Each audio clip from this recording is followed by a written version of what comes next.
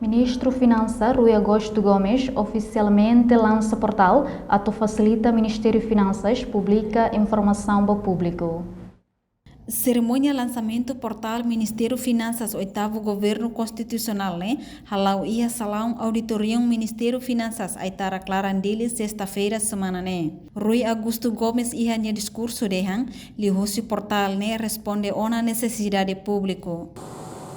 Também o Ministério das Finanças a natureza, a serviço complexo mas que precisa a dia nós atualiza ao mesmo tempo e tem o website ela responde à necessidade pública.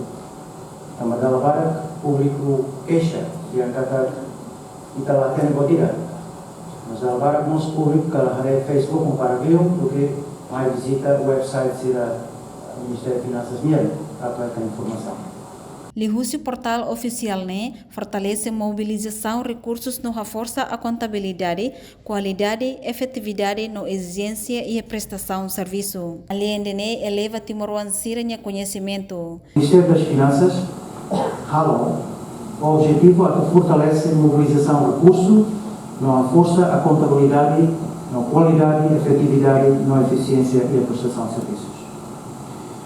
Distintos convidados, senhoras e senhores, criação do website FONE demonstra tiburoan sirani espírito por ilia de manhã yang kata I can do vamos ver